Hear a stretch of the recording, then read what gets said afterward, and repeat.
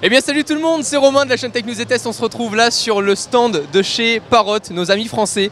Et j'ai entre mes mains le nouveau joujou qu'on va s'empresser de découvrir dans cette vidéo exclusive. J'ai eu la chance de faire une petite interview pour vous avoir quelques infos. Parce que pour le coup au niveau du design et de tout, hein, j'ai envie de vous dire que ça nous change beaucoup des 4 pales. On est parti pour découvrir ce nouveau produit. Je me retrouve du coup avec vous, Frédéric Pirin, enchanté. Je suis super content de vous retrouver aujourd'hui parce qu'on en a beaucoup déjà entendu parler depuis 2-3 jours. Ça commence, on en voit de partout. C'est plus vraiment un drone donc à 4 pales, c'est plus vraiment un avion, c'est entre les deux. C'est entre les deux, c'est une aile volante, ouais, c'est ça. Qu'est-ce que vous avez voulu faire à travers ce produit? Alors là, on a voulu avoir une expérience utilisateur qui tranche drastiquement par rapport à ce qu'on avait avec les quadricoptères avant. Avec un quad, généralement, quand on va voler, on va être à plat et puis bon, au bout d'un moment, ça devient un petit peu ennuyeux. Hein. Alors que là, on va avoir quelque chose qui nous donne des sensations beaucoup plus intenses. On va pouvoir mettre un casque de réalité augmentée et on a une caméra qui est ici à l'avant du produit. Donc on va vraiment pouvoir être en immersion totale dans l'aile et on va pouvoir prendre des courbes, vraiment se faire plaisir, pouvoir glisser sur l'air avec des vitesses qui peuvent aller jusqu'à 80 km/h.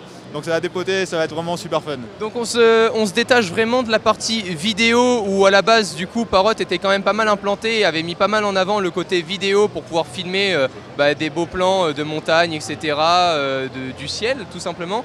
Là vous allez vouloir plus rentrer dans une catégorie un peu jeu vidéo IRL, in real life, où vous allez au niveau de la caméra par exemple, est-ce qu'elle est toujours bien stabilisée? Est-ce qu'au niveau de la vitesse ça va jusqu'à 80 km/h? Est-ce que les images resteront stables? Ou est-ce que vous voulez justement vous détacher avec ce nouveau produit des images stables et des beaux plans et vraiment atterrir dans une catégorie fun assez onéreuse je pense, parce que quoi qu'il en soit on va rajouter le casque de réalité virtuelle, etc.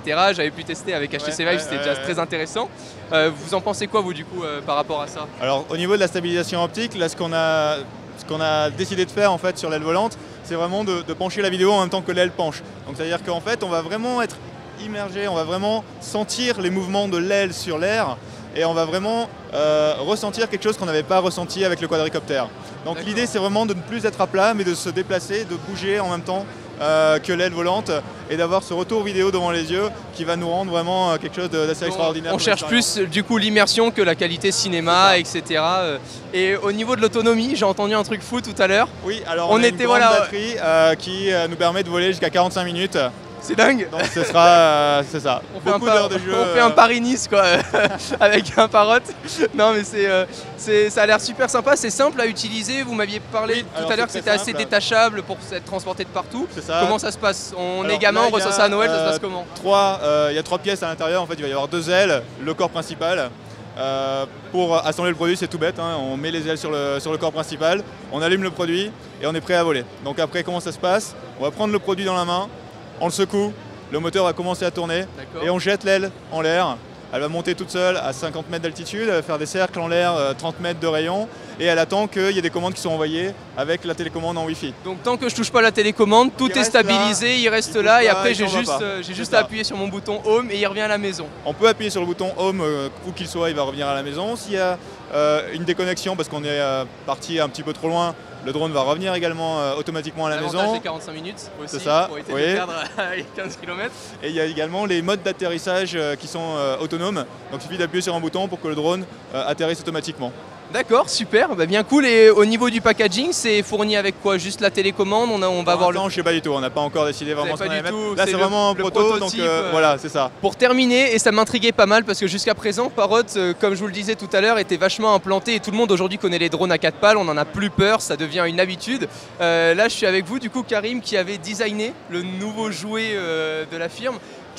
Comment ça vous est venu au niveau de l'inspiration? Est-ce que ça ne vous a pas fait peur d'atterrir sur un tout nouveau design que la plupart des gens ne connaissent pas encore?